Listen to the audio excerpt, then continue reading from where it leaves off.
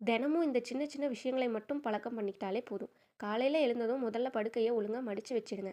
சமையல் முடிஞ்சதும் அடுப்பை அப்படியே விட்டுடாம உடனே ஒரு தடவையாச்சும் தொடச்சிருங்க.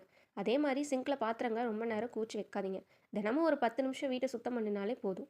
தூசி அதிகமாக படிகிற இடத்துல மட்டும் இல்லை, வாரத்தில் 1லேருந்து 2 தடவையாச்சும் தொடச்சிருங்க. குளிச்சுட்டு வெளியே வரும்போது பாத்ரூமில் தண்ணி தேங்கி இருக்குமா, ஒரு தடவையாச்சும் தொடச்சிருங்க. நாம் பயன்படுத்த பொருட்கள் எல்லாம் பயன்படுத்திட்டு திரும்பவும் அதே இடத்துல வச்சு அந்த பழக்கத்தை கொண்டு வந்தாலே வீடு ரொம்ப நீட்டாகவும் அழகாகவும் இருக்கும். குப்பைய தினமும் வெளியே எடுத்து கொண்டு போய் போட்டுருங்க. வாரத்துக்கு ஒரு நாள் வீட்டில் தேவையில்லாத பொருட்கள் ஏதாவது இருக்குதான்னு பார்த்து தனியாக பிரித்து வச்சிடுங்க. முக்கியமாக நைட்டு தூங்குறதுக்கு முன்னாடி 10 நிமிஷம் வீட்டை ஒழுங்காக சுத்தம் பண்ணிட்டு தூங்கினா காலையில் எந்திரிச்சு வீடு நல்லாவே இருக்கும், அழகாகவே இருக்கும். அதோட தினமும் ஒரு 10 நிமிஷம் ஃப்ளோக்கின் பண்ணாலே போதும். வாரத்துக்கு ஒரு தடவை பெட்ஷீட் மாற்றுங்க. ஜன்னல் கதவு கைப்பிடி இது எல்லாமே அடிக்கடி தொடச்சி வச்சிருங்க. ஃப்ரிட்ஜையும் வாரத்துக்கு ஒரு தடவையாச்சும் சுத்தம் பண்ணிடுங்க. குப்பை தொட்டியில் தினமும் கழுவி வச்சிருங்க. முடிஞ்ச அளவுக்கு வீட்டுக்குள்ளே செருப்பு போட்டு நடக்காதீங்க. துணிகளை அப்படியே கூச்சி வைக்காம உடனுக்குடனே மடிச்சு வச்சிருங்க. கிளீனிங் பொருட்கள்லாம் ஒரு இடத்தை ஒதுக்கி எல்லாத்தையும் அங்கேயே ஒழுங்காக வச்சுருங்க. குழந்தைங்க யூஸ் பண்ணுற டாய்ஸ் எல்லாமே நைட்டு தூங்குறதுக்கு முன்னாடி ஒழுங்காக எடுத்து வச்சுருங்க. கடைசியாக வீட்டில் நல்ல காற்றோட்டம் இருக்கிற மாதிரி தினமும் கொஞ்சம் நேரம் ஜன்னலை திறந்து வச்சாலே போதும். இப்படி ஒவ்வொரு சின்ன சின்ன விஷயம் பழக்கத்துக்கு கொண்டு வந்துட்டாலே வீடு சுத்தமாகவும் அழகாகவும் இருக்கும். இந்த வீடியோ உங்களுக்கு பிடிச்சிருந்துச்சுன்னா கண்டிப்பாக லைக் பண்ணுங்கள்.